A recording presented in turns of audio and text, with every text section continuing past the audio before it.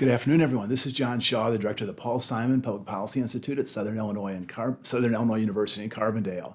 Thanks for joining another installment of our series, Understanding Our New World. And today we're really delighted to be joined by Illinois Senator Tammy Duckworth. Senator Duckworth is a friend of the Institute. She's been in Carbondale many times and has an amazing story. I mean, she grew up in Southeast Asia. She went to high school and college in Hawaii, moved to DC to go to graduate school, and then kind of in a fateful moment, moved to DeKalb to go to graduate school at Northern Illinois University and became very much enamored with Illinois and has been here ever since. She's had an amazing military career, retired as a lieutenant colonel, served for 23 years, was a veteran of Iraq, a helicopter pilot, highly decorated. She has had a lot of public service. She was the director of the Illinois Department of Veterans Affairs and the Assistant Secretary of Veterans Affairs in DC. She was a member of Congress for 2 terms from the 8th Congressional District, and in 2016 was elected United States Senator from Illinois. She's written a terrific memoir called Every Day is a Gift and joins us today. So Senator, great to see you again. It's good to be here, John. Thanks for having me on. Great. Well, Senator, we'll have another occasion to talk about your memoir because it's a terrific book. But if there's one kind of image I wanted to kind of start with, and I guess I had not understood just sort of the complexity of your background growing up in Southeast Asia, a number of countries there, Hawaii. But one image that kind of stayed with me: you're 16 or 17, you're in high school, you're going to high school, you're on the track team.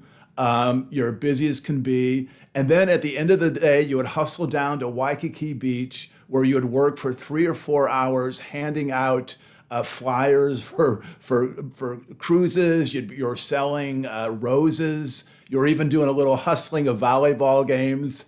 Tell us about that time. It seems like such an amazing, and I should also add, there were times, you were kind of the primary breadwinner. So you said there were times during that period where you went to bed hungry and drank water as you went to bed to kind of quell the hunger. So tell us a little bit about that period in your life. Yeah, my father, when I was about 14, lost his job. And he was in his mid-50s and he just couldn't find another one. He kept applying and people kept telling him he was overqualified. We was just code for "you're too old. We don't want to hire someone of your age." It was a lot of ageism. And so he was unemployed for almost 5 years and kept trying. And my dad, being very hard-headed, refused to look for lower level jobs because he thought he should be where he was before. And our family descended into poverty. And so in Hawaii, we moved there from Asia, where my dad had been working as an expatriate for multinational corporations and the like, because that's all the money in the world we had, was enough to pay for some one-way plane tickets, and the closest part of the US we could get to was Hawaii. We didn't go there because it was paradise. We went there because it was the closest US soil we could get to from Thailand with the remaining few $100 we had left. And so we landed there and we had no money. He couldn't find a job and we were on food stamps, and I was the only one who could find a job. And thank goodness for minimum wage laws, because I got a job after school and tried to pick up money wherever I could. And we were always behind on the rent because the only money we had coming in was what I could make. And my dad eventually got a job as a doorman at a department store where he worked for tips only. And my mom took in sewing. And so we were scraping by, working as hard as we could. And I would tell you, I've never worked as hard as any time in my life, as much as I did when we were that dirt poor. It taught me the value of a penny. Don't ever get between me and a penny on the ground. I will roll over you to pick it up. I am not embarrassed or ashamed. I will pick it up. Well, Senator, the one thing that really was powerful too is, and we all have people who sort of help us out in our lives. And you describe a Mr. Nakamura, I think I pronounced it correctly, who was this high school teacher. He was, I think, a yearbook, coordinator, also a graphic arts teacher. And initially you thought he was a little bit clueless because he kept, a number of you guys after class. He would sort of mess up the yearbook design and he'd say, okay, you have to stay late. So tell us about what you learned from him and really what his story and what his motive was. Yeah, well, the story was, we, in all of our, knowledge of being a bunch of 15 and 16-year-olds, we thought we were the bright ones and he was this poor, hapless, befuddled high school yearbook coordinator, advisor. And we would have the time and we would do our yearbook work, the period that we did our yearbook work with him. And then he would always, like 2 or 3 times a week, at least, he'd say, guys, I need you to stay after, because, we messed up the layout, or, oh, I gave you the wrong instructions. We got to redo that. Come on back after your sports practice, and everything. Come back to school and let's do some more work on it. And so we would and then we adored him because he was just so funny and so smart. And we were like, God, he is so disorganized. Why can he never get his instructions right? Why do we always have to be after school? And then at the end of, we fix whatever problem was, and he'd pull out of his pocket, $10 out of his wallet for all of us, and be like, okay, here guys, just get yourself some dinner on your way home. And we had a Taco Bell on the backside of the school that back then 2 tacos were 99 cents. So all 5 of us would get 2 tacos each, 3 or 4 tacos. So all of us who stayed would get to eat, and I would actually get a couple extras to take home. And it wasn't until later I realized he wasn't messing anything up. He was just feeding us, because we were all the food stamp kids, and we were all the kids who were not going to get dinner that night, especially towards the end of the month. And so this public school teacher, I was doing what public school teachers still do today. We just reach into their pockets to take care of their kids. And, had I been any hungrier in high school, I probably would have dropped out. I would have dropped out because I made more money and helped my family more by having a minimum wage job. And I would have gone 2 or 3 minimum wage jobs. And I would never have graduated high school, which would meant I would never have qualified to serve in the Army, and I would never be a US Senator today. So thank God for public school teachers. Right. And I'll stop here, but there's so many fun facts in your book. One of them, which is, as a young girl, really, in Indonesia, you're one of the first baseball umpires. And I love to see pictures of that. And also, I learned that you were so good at fixing flat tires that your friends kind of called you Ms. Triple A. Because you are just sort of a one-person kind of repair crew. And then finally, you learned to become the world's best packer. I know you moved a lot, and that wasn't always fun, but you said that you can, given a little time, you can put everything you need in like one small suitcase. Yeah. So with the umpiring and the AAA, that was my dad. My dad, he felt that you have to take personal responsibility, and if you're going to drive a car, you better know how to fix the basic things. And so he taught me to drive a stick shift when I was 12, a little Toyota pickup truck. He taught me to change tires, change my own oil. And I mean, why was I going to pay somebody? I was poor, and even in college, I was like, why would I pay someone to change my oil when I can do it myself and save myself some money? And so I learned to do all of that because my dad insisted that I learn. And as the umpire, when we were living in Indonesia, my dad was the commissioner for the baseball league, the little league there, and he needed more umpires, and he didn't have enough people, so he got me trained. My dad was a licensed umpire. He did AAA ball later on in life, and so he got me certified. I didn't do like the high school. I did like the T-ballers and the 6, 7, 8-year-olds, and so it was a lot of fun. But yeah, other girls were babysitting, and I was out there umpiring for money. And that's just the way, just my dad saying, hey, we all got to pull, we got to, carry the load a little bit. Right.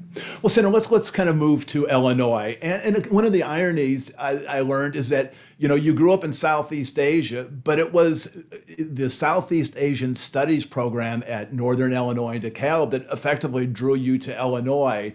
And you just say that, once you arrived, you just felt like you were home. It just connected to you in a way that no other place had. Talk about that for a minute.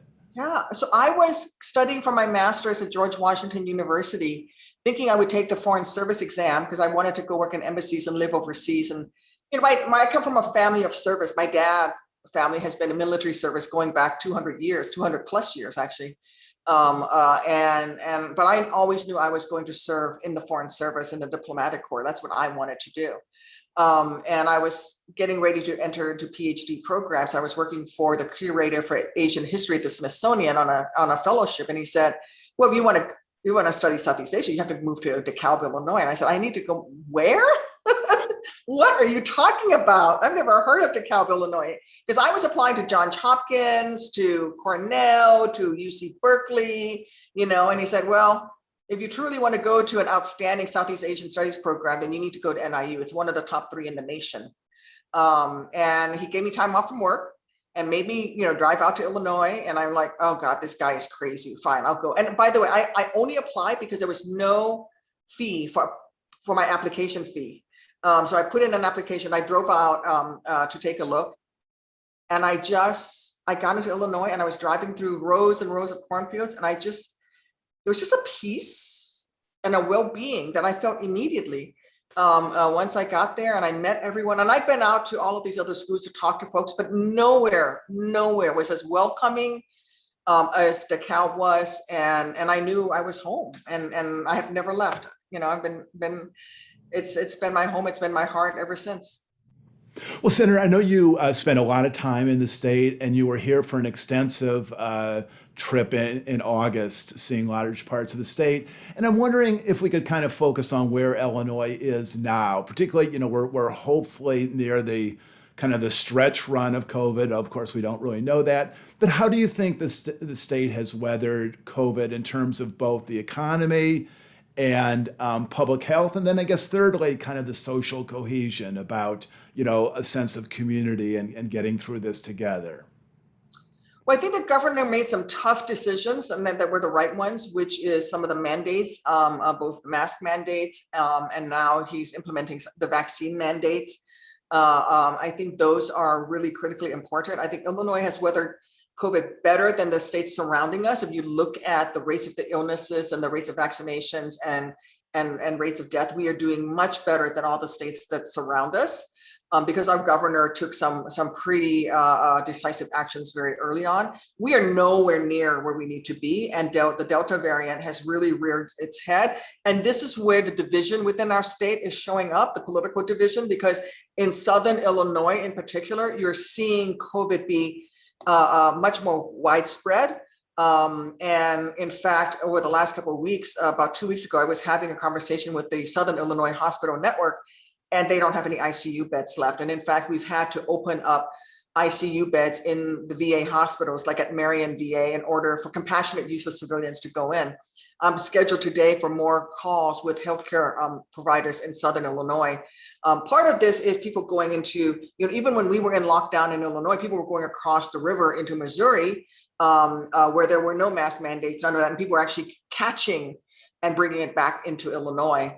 And so this is where we've got to get beyond politics. This is just about protecting ourselves and each other and our families. I remember when I went to Iraq and people were dying all around me, and somebody offered me body armor and said, here's some body armor, it'll protect you from getting killed.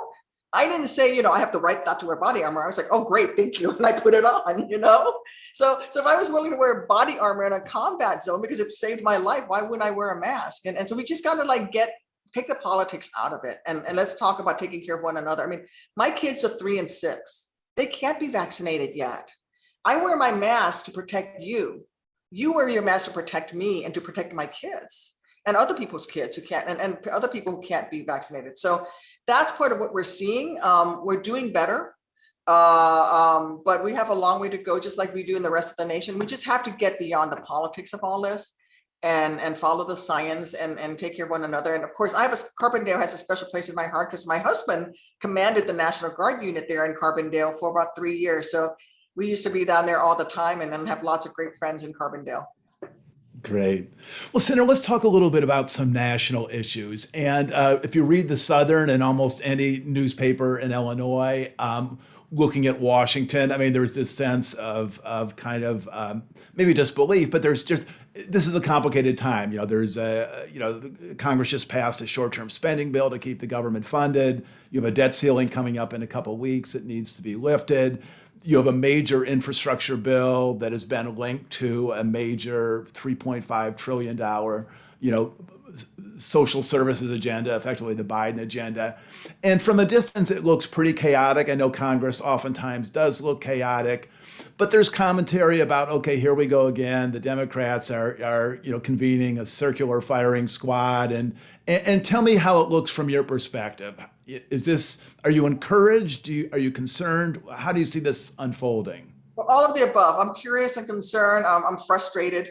Yeah, I feel like we Democrats, here's the thing about the Democrats is we're such a large umbrella that we accept so many people under the umbrella of Democrats, and we have people on very opposite ends of the political spectrum under this term Democrat. So you have, the people who are very far right, and for a Democrat, and you have very conservative Democrats, you have very liberal Democrats. I sort of feel like it's where Illinois sits, right? We're the middle of the country, we're the heartland, and you got the people on either coast. And here we are in the middle, and we're trying to, I feel like we Midwesterners are the ones who are sort of the level-headed people in the room.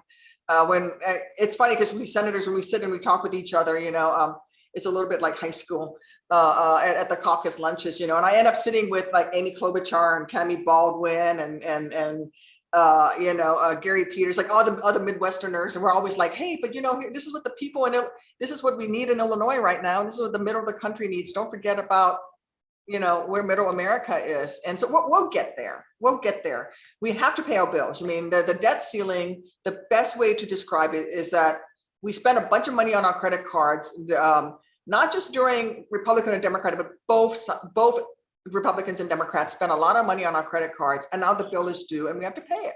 That's just the bottom line. The infrastructure plan needs to be passed because we are well beyond where we should be in terms of our nation's infrastructure. In fact, the American Association of Civil Engineers rates our nation's infrastructure as a D- average. We have over 2,500 bridges in Illinois, for example, that are rated as being structurally deficient, but we're still using them. And we have lead in our drinking water supply. How do we compete with the likes of South Korea and Germany and China if we don't have world-class infrastructure? So we need to do that. We can't get grain down the Mississippi River fast enough to the southeastern parts of the United States that states like South Carolina and Georgia are actually buying grain from Brazil, because it's faster to get grain shipped from Brazil to the southeastern part of the US than to buy it from Illinois, because the Mississippi, the locks and dams of the Mississippi are in such disrepair. So we have to make those investments. That's going to happen. The extent of some of the social services agenda, we're going to have a lot of discussion on that. I, for example, want to get everybody that's on the waiting list for home health care off the waiting list. There are many, many, many millions of Americans who need care to live, and they can't get the care that they need. So there's a lot of discussions. We'll get there. We'll get there. Democrats, as Mark Twain said, I don't belong to any organized political party. I'm a Democrat, and that's just the way we are, but we will get there. Okay. Senator, I came across an article this weekend by Robert Kagan, who's a conservative Republican. He worked for Jack Kemp and Ronald Reagan. And he wrote an essay in the Post, which you may have seen. It came out about a week ago. And I want to read a couple sentences because it leads to kind of a big picture discussion. But Kagan writes, the United States is heading into its greatest political and constitutional crisis since the Civil War, with a reasonable chance over the next 3 to 4 years of incidents of mass violence, a breakdown of federal authority, and the division of the country into warring red and blue enclaves. The warning signs may be obscured by the distractions of politics, the pandemic, the economy and global crisis, and by wishful thinking and denials. But these signs should be there for all to see. First, Donald Trump will be the Republican candidate for president in 2024. The hope and expectation that he would fade in visibility and influence has been delusional. He enjoys a mammoth lead in the polls. He's building a massive campaign war chest. And at the moment, the Democratic ticket looks vulnerable. Barring health problems, he is running. Second, Trump and his Republican allies are actively preparing to ensure his victory by whatever means necessary. Trump's charges of fraud in 2020 are now primarily aimed at establishing the predicate to challenge future election results that don't go his way. The stage is thus being set for chaos. I mean, these are chilling words from a pretty sober-minded person. Tell me, react to that. Is this hyperbolic, or does this reflect some of the concerns that you have? I think it reflects quite a few of the concerns that I have. It's why we need to take some pretty decisive actions, not the least of which passing a voting rights bill to make sure that we do protect people's rights to vote. I will say one thing I don't quite agree with him on is that, yes, there are divisions within our country, but I will tell you that portions of our country that were much redder are becoming much more purple, with people sort of split in the ticket and seeing both sides. And we see this in Illinois, as you see the suburbs become more and more purple. I represented in Illinois, the 80% of my old congressional district was Henry Hyde's old district. But you're seeing those portions become a little bit more purple. You're seeing areas, and I think you're seeing people who see themselves as moderates, who don't identify as Democratic or Republican. I think you're seeing them, or even independent Republicans, very much appalled by Donald Trump and what he's trying to do. And I think that's showing up in how they're voting as well. And you see that you saw that in the results of the last presidential election, and you're seeing it in members of Congress of the House, where some districts have turned much more purple. And I don't think that's because people suddenly became Democratic. I think people just are tired of the partisanship. And that's what we need to appeal to, is to talk to people and say, this is about America and our values that we stand up for. And certainly denying people access to the polls is completely un-American. But we have to be very careful because under Donald Trump, and he's continuing this massive effort to challenge election results all across the country and to try to get these laws changed to essentially, he didn't like the fact that he didn't get some of these votes, so he's going to change who his voters are by not allowing a lot of voters access. And we have to stop that. Well, and Kagan argues in this article that the single most important thing really on the congressional agenda this year is passing that voting legislation that I think Senators Klobuchar and Manchin are the lead sponsors of. And he says, without being hyperbolic, this is our democracy hinges upon getting these protections in place so states cannot pass laws that effectively, allow a small group to overturn the votes of millions of people. Yes. Well, absolutely. And to prevent people from even being able to go to the polls to vote. And some of these laws are very insidious because they target very specific populations, and they even go by county to county to deny specific demographics of people from voting. And it's largely minority communities and poorer communities who tend to vote more Democratic are the targets for being disenfranchised. Well, Senator, let's shift to foreign policy. And I know you were part of a really important hearing a week or two ago in the Senate Armed Services Committee, reviewing the lessons learned from Afghanistan. You had the military leadership there, and I guess a couple of things. One, what did you learn from the hearing? Two, tell us a little bit about the legislation that you're developing to have an independent study of the war, the 20-year war. And also, third, I know you've spoken about this very profoundly, about the responsibilities that Americans have to Afghans who put their lives on the line for us. In terms of resettling them in Illinois and elsewhere. Well, I think, we learned that from the military leaders that the Doha Accords were absolutely critical to the withdrawing all of the U.S. troops. And even though we had postponed the dates, had we not withdrawn the troops the way we did, the Taliban would have seen that as a violation of the Doha Accords and begun and broken their agreement, which was to not attack U.S. troops. And they were starting to see them ramp up their campaign. Now there's a lot of questions as to why, we seem to get from the military leaders that their recommendation was to keep 2,500 troops there, with the understanding that by keeping troops there, we would actually have to flex up to over 5,000 in the future. And I think most Americans did not realize that. I think most Americans thought, well, we just kept the 2,500, everything would be fine. But in fact, what they said was their recommendation to the president was keep 2,500 troops on the ground, but that would, in doing so, we would actually have to flex up and send upwards of 5,000 and flex, basically have another surge of U.S. troops in Afghanistan. And the president chose that was not a course of action that he wanted to do. And that also that the State Department, which is chief of mission, did not call for the evacuation of civilians until much later than what the military had been recommending. That led to a lot of the issues that we had there. And so, we could have done better. No other nation, no other military in the world could have done the logistics lift that we did, but it should never have gotten to that, which is why I want to have this independent investigation. It's modeled somewhat on the 9/11 Commission. I want it to be nonpartisan, not even bipartisan, nonpartisan. I don't want any Democrats. I don't want any Republicans on it. I don't want anybody on this commission that was in a decision-making role at any point in time in the last 20 years when it comes to Afghanistan. So no former Secretary of Defense, no former presidents, no former generals. It needs to be completely apolitical, independent, so that we can truly get a look at what happened in Afghanistan. What were the mistakes that we made in the last 20 years? So we never, ever do this again.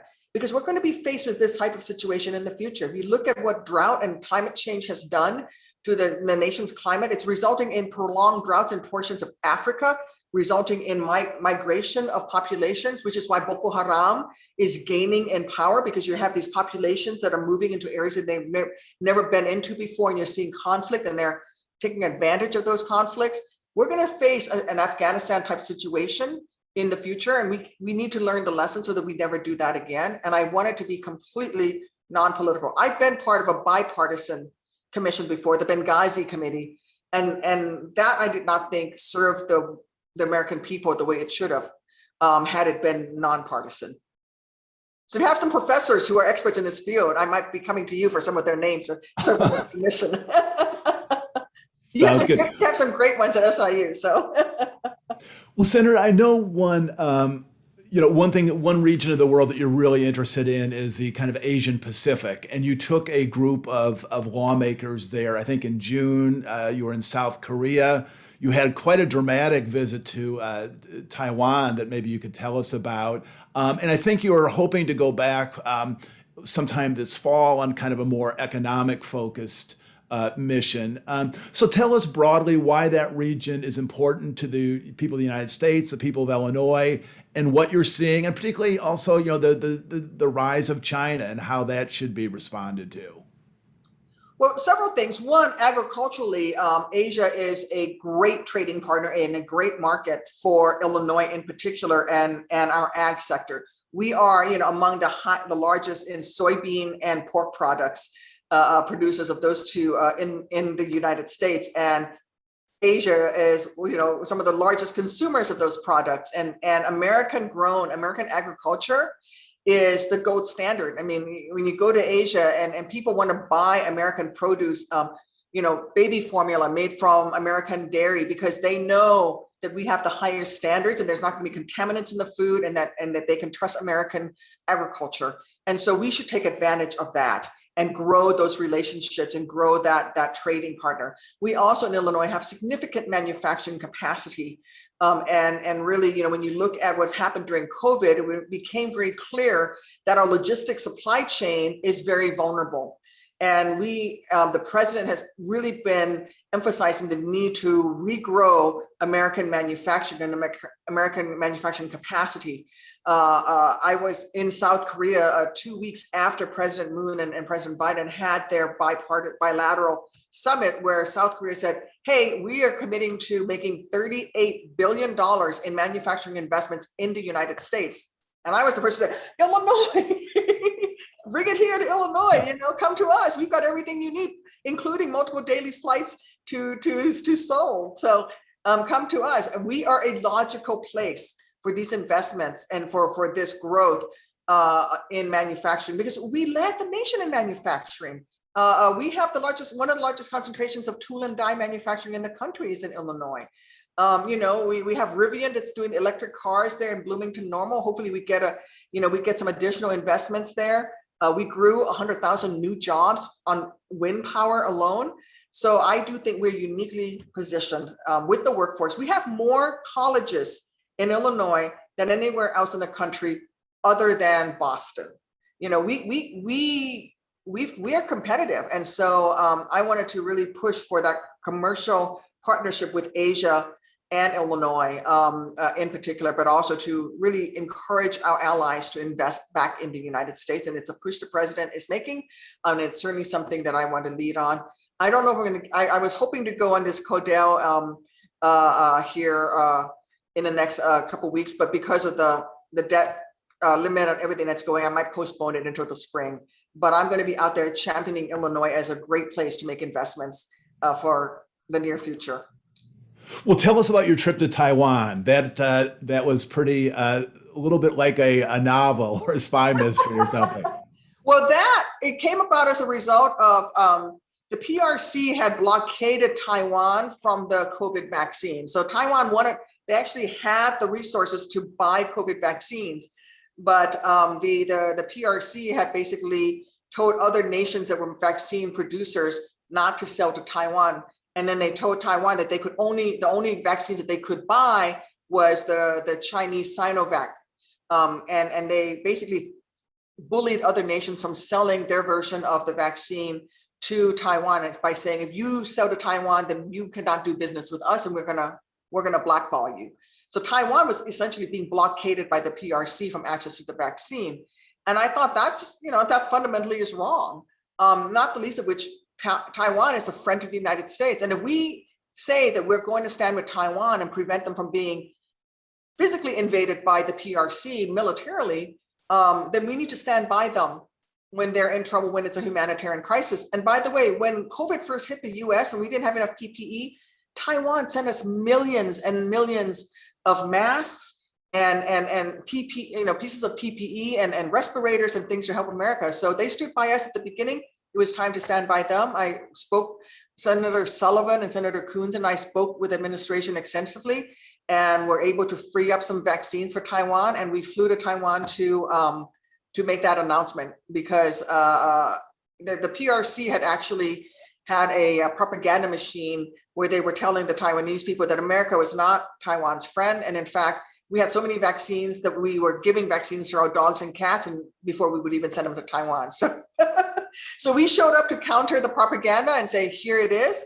And the best way that we could get there because of all of the COVID restrictions was on a military transport flight. And so we flew in, we're on the ground for 3 hours, delivered, the news of the vaccine and flew out. And the Taiwanese people were just so grateful because we were the first people to basically break the blockade, what the Japanese did as well, and help Taiwan fight COVID. Well, Senator, you've been a really big proponent of American vaccine diplomacy. Tell us how you think the United States is doing in terms of being a world leader and trying to get supplies to parts of the world that just really do not have sufficient supplies of vaccine.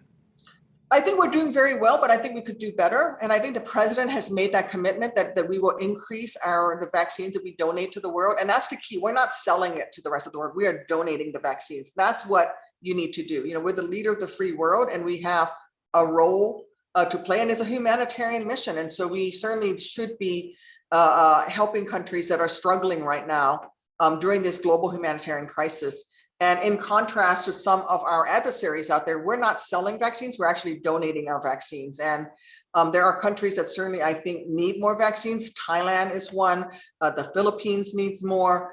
There are many countries around the world that need more vaccines. And I'm in constant talks with the administration to try to make sure we get more vaccines out there. The sooner we get the vaccines out there, the sooner normal commerce and business can continue and the work can go back and when we can start traveling again and buying and selling from one another. It's good for the US in the long run as well. Well, so much has been written and is being spoken about in terms of the rise of China and the threat it poses to really that whole region, Southeast Asia, but really the world. I mean, what is your take on the rise of China and what the U.S. can and should be doing to respond to it? Well, first off, with the PRC, we have to trade with them. They're one of our biggest customers for American manufactured goods. So I'm not saying that we oppose the PRC, but I do think that we have to stand up to their attempts at hegemony, right? They're trying to dominate, especially Southeast Asia. And I mean, they're actually building islands in international waters and claiming them to be Chinese territory. And what I hear from nations as I've traveled from Vietnam to Thailand to, all over to Korea to Japan is that people want the US to be present. They want us to be a counterweight to what the PRC is trying to do. We used to be the leader of the world. We sort of looked away all throughout the 90s and the early 2000s because of our involvement in Iraq and Afghanistan. And we've sort of let this portion of the world sort of put it on the back burner. We need to reassert our leadership. That doesn't mean that we come in and tell people you either are our friends or our enemy. No, we just have to be a presence. One of the best things that we're doing is actually making sure that there's freedom of navigation on the seas. Whereas the PRC is trying to stop people from having freedom of navigation. We are enforcing freedom of navigation. We're not telling people you have to choose sides. All we want people to do is respect international law. And that is very much welcomed. US presence is very much welcome. And it doesn't have to just be militarily, which is why I'm really, from my seat on commerce, I think it's important for America to be present. We need to be part of these trade agreements. We need to be part of investments, both in Asia, but also with Asia in the United States, so that we are an alternative presence to the PRC and what they're trying to do in order to dominate that part of the world. Okay. Senator, we have a number of questions that have been emailed in, and let me read you a couple of them. The first one comes from William in Carbondale saying, how can I try to help Afghan nationals who work for U.S. affiliated entities are in danger and are trying to leave Afghanistan and come to the U.S.? So I actually was even on a call today with a private group of former military folks who are trying to fly out some Afghans right now. I think the best thing you can do from the United States is to help the refugee resettlement agencies. There are quite a few of them, Catholic Charities, Heartland Alliance, there's quite a few of them. You can look it up. You can go to the the state of Illinois webpage. There's a listing of them. Contact those folks and see. They are going to need everything from affordable housing. These are families that are showing up with no place to stay, to furniture, to things like cribs for the babies and jobs. And if you are in the legal field, we need pro bono legal services, whether you're a lawyer or a paralegal. You don't have to be an immigration specialist, but we need people to help fill out paperwork. If you're a Pashtun or Dari speaker, then we absolutely need your help. But average Americans can certainly help by reaching out to these refugee agencies and saying, hey, what do you need? Do you need someone to drive somebody to a doctor's appointment? Do you need, we can all help in some way. And just as these folks helped American forces and kept us alive when we were in Afghanistan, we need to welcome them. They gave up a lot for Americans even before they had a shot at becoming American citizens. And we need to stand by them the way they stood by our troops. Great. Judy from Carbondale asks, what is the number one thing we as ordinary citizens can do to support legislative efforts to protect voting rights and other important issues? I think what you need to do is vote in your local elections for those folks who will stand up for voting rights, and don't underestimate the value of your voice to your members of Congress that where you want them to vote on this issue.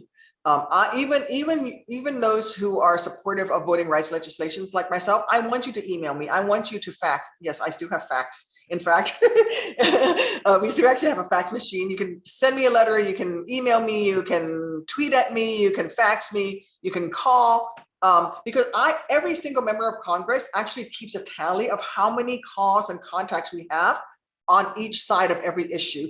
So when you contact me and say, I want you to pass the John Lewis Voting Rights Act, or I want you to enshrine and safeguard people's rights to vote, I count that. And then I can go on the floor of the Senate and say, I got 2 million calls from constituents telling me I must stand up for people's rights to vote. Similarly, somebody who is against voting rights, you need to make sure that they know that you don't appreciate that, especially if they are your member of Congress. Lorraine from Carbondale writes, I'm looking for reasons of hope in our current political, social, financial, and environmental struggles around the world. What do you see as positive in the midst of so many problems and difficulties we now face? Well, remember that we passed the American Rescue Plan, and that significantly helped families and businesses and municipalities. Your municipalities have just recently received the money that Democrats passed with the American Rescue Plan. So if you see public works happening in Carbondale, it's because we got that money out the door to them. We're going to get infrastructure bill out. We passed it in a bipartisan way, $1.75 trillion. It passed out of the Senate in a significant way. It wasn't even like close 51, 49. It passed with significant, I think, almost 20 Republican votes. So know that there's bipartisanship, that we are working together, that we're going to get there. We may not get a $3.75 or $3.5 trillion deal out, but we may be a $2 trillion deal. That's going to make things better, and that we are actively working, and we can go back and work on more, and that we can help each other, that we are getting more people vaccinated. And so just have hope that, sometimes It's what I always told myself when I was in the Army and I was on a 20-mile road march and it was mile 1, and I think, oh my God, my rucksack is already heavy and my feet already hurt. It's just one step at a time, one step at a time. And before you know it, you've done the 20 miles. We're going to get there. It's not going to be easy. It's going to be a lot of sausage making. Democracy is hard. Democracy is messy. It's because we allow everyone to have a voice. But that's what makes us so great. It makes us great. It makes us the leader of the free world because we do allow this process to happen. So bear with us, make your voices heard so that your votes can be counted, your voice can be counted. We're going to get there. Mindy from Carbondale says, I took part in our local rally and march for reproductive rights this weekend. What can our elected officials do to assure that women nationwide do not lose the right to abortion and control of our own bodies? Well, we're doing some of these things right now. I know at the federal level, the Justice Department under Attorney General Merrick Garland is opposing the Texas laws at the Supreme Court. But we can certainly at even the very local level make sure that you support women's access to reproductive health. And remember that this isn't just about abortion. And really educate people and educate the people around you. Young people, for example, take a lot of birth control for granted, that they would lose access to those forms of birth control should many of these laws actually be enacted. For example, personhood, this idea of personhood, that a fertilized egg is a person and has every right of a person, means that, for contraceptive types of contraceptives like IUDs would be illegal. My own fertility doctor told me that, these personhood amendments, should they pass, and people think, oh yeah, it's a fertilized egg, it's a person. Well, it means that he could have been convicted of manslaughter when he implanted 3 fertilized eggs in me, knowing that they're not all going to take. So it would actually affect people's access to growing a family, to having a pregnancy. Many forms of IVF would not be legal. So what you can do as a person in your community is make sure you understand the implications of these proposed laws, and again, make your voices heard and educate those around you. Young people don't realize that things like Plan B would become inaccessible, IUDs would become inaccessible, and just stand up and say, you know what, you don't have, I have the right to decisions over my own body, and that's a decision that I and my family should make, whether that is the abortion issue, or as in my case, trying to grow a family. Nancy from Carbondale asks, how can you and your office assist the city of Carbondale with the issue of gun violence? So one of the things that I've got 2 things. One that I've been working on is I actually have the Police Training and Independent Review Act, which is a piece of legislation that provides funding for grant programs of police, for police forces. But in order to access that grant funding for training for the police officers, they must include cultural and sensitivity training as part of their training package. And they must agree to independent third-party review of any involved police shootings or injury to civilians. Because too often, the local prosecuting attorney's office relies on that local police force for the evidence that they use to go after the police officers that maybe have not behaved in the correct way. So we need to have independent review of police involved shootings and deaths. And so that's one thing that I'm working on. The other that I'm working on is making sure we fund all of the social service programs that are desperately needed in places like Carbondale. When you call 911 in Carbondale because somebody that is having a mental health breakdown or is going through a substance abuse, an overdose, the person that comes to your door is most likely going to be a police officer with body armor and a sidearm. But what you really need is somebody who is a counselor who knows where there's a mental health bed or a drug addiction treatment program bed. And so we need to fund those programs so that the person who comes to your door is appropriate for the problem that you have. The police officer can still come, but they may be at the curb, and it's a substance abuse specialist. And then I was just in the Quad Cities, and I saw for the first time, I'm very pleased by it, mental health counselors going on ride-alongs with police officers. So when police officers are out doing their jobs, there's also a mental health counselor who can step in when that's appropriate. And frankly, that's what we need. We need the police officers to be focused on fighting crime. And then we need to deal with all of the other issues with the appropriately trained individuals for it. And so I'm supporting funding those programs as well. Okay. Senator, we had about a year ago, your colleague Sherrod Brown, who was with us, and he was talking about his book, Desk 88, which he talked about all the people who had, or several of the people who had sat at his desk and gave profiles of them. And I was just looking back and I saw that the desk that you sit at, you've had some pretty interesting people who preceded you. Barbara Mikulski, who is a legendary lawmaker, Paul Wellstone, Robert Kennedy, Barack Obama, Paul Simon. Tell us what you can learn from some of these people in terms of the lessons about public service and government. You might start out with the two Illinoisans, Senator Simon and Senator Obama, but what can you learn and what can we learn from their public careers? Well, I think Senator Obama, because he spoke to our better angels, coming together. We're not the red states or the blue states, we're the United States. And he united the country and talk about the overarching values of this country and who we could be as a nation, the aspirational part of this, of this country. I remember all the celebrations, with people on both sides of the aisle when they voted for him. So that is for me a real, and how he took the stage to lead America on the global stage. I thought that's something I can learn from. Paul Simon, I don't know if you noticed, but when Paul Simon signed my desk, he actually had to put Illinois next to it. Like nobody would know who Paul Simon is, but that's so typical of Paul Simon, that he would be so self-deprecating that he felt the need to write down because he didn't think that he was, well known enough that people would know it was the Paul Simon. But he's the only one that did that, which I thought was kind of funny. That here's this lion of the Senate, and yet he felt the need to let us know. And that is what I learned from Paul Simon, is the fact that it's about showing up every day, being true to your values, not afraid to speak up, because he was never afraid to speak up, but also being methodical about pursuing those ends and getting them. He was also another one who, even though he could be pretty sharp in some of his criticisms, was a uniter. He brought people together, and he found middle ground time and again, and that is certainly something I would love to aspire to. And so, yes, I'm very lucky that I get to open my desk drawer and see Barbara Mikulski, the first female senator elected in her own right, and Paul Simon with the little Illinois next to his name, to show me, be humble every day and do the people's work. You're a servant of the people.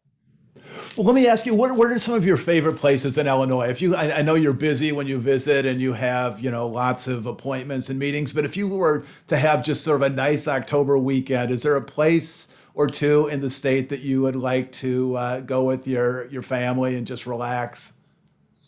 Well, so my kids are pretty young, so they always will want to go to a pumpkin patch, right? I love to ride bikes, and so does my husband. So many of the Rail to Trails and just going out on the trails and riding our bikes and seeing the fall leaves. And we have so many great state parks out there. And I just love getting out, even not on the state parks, but even out on the routes, on the regular roads, just riding around on my bike. You have lots of great trails. I've rode my bike around Carbondale. You have lots of great trails there on campus that I've used a bunch of times, going around the little lakes and the like. That's what brings me joy, is when I can get out on my bicycle, my little three-wheeler that my hand crank, and just go from town to town on these little paths and see people, and that's what that brings me peace, being out in nature. Well, Senator, finally, in your book, you talk about the concept of an Alive Day. For people who have suffered through war. And you're not too far away from your 20th Alive Day. Tell us what that concept means to you. Well, Alive Day was something that was, I believe, created by the Vietnam veterans. That's who I learned it from. It's the anniversary of your wounding. It's the anniversary of the life-changing wound that occurred. In my case, the day I was shot down. And it could be a day that I go and sit on a couch in a dark room and feel sorry for myself, because it's the anniversary of losing my legs and almost dying, and the end of my military career as I knew it. Or I can use it to celebrate being alive. My book is called Every Day is a Gift, because every day since that day for me has been a gift. given to me by my buddies who carried me to safety. So I use the day to celebrate the men and women who saved me and to celebrate the fact that, you know what, I'm still here, I'm still kicking. I ain't got no legs, but I'm still kicking. And so it's something the Vietnam vets taught me, and it's just a moment of thanks. And I get that day is the one day of the year that the guys who saved my life allow me to call them and say, thank you for saving me. The rest of the year, they won't take it. They also make me buy them beers all day long. So there is that. Well, Senator, thank you so much for your time. It's really been delightful to talk with you. And we actually had a wonderful town hall meeting with you 2 years ago in Carbondale. And, when circumstances allow and travel opens up, we'd love to have you back on campus. And maybe you can take a little bike ride around the lakes and see Carbondale again. So we would love to have you meet with students and the community and come back to Southern Illinois. I would love it. I would love it. I wore my Saluki jersey that I got there and rode around. I would love to come back. I just got my booster shot last week, so I'm ready to go. Okay, great. Well, thank you again, Senator. It's been great to talk to you, and we will be in touch. Thank you. Take care. And thanks to all of you for watching another edition of our series, Understanding Our New World. We'll have a video of this conversation on our website tomorrow, so please look at it, show it to family and friends, and thank you for supporting the Institute and keeping the memory of Paul Simon alive and well. Thanks so much.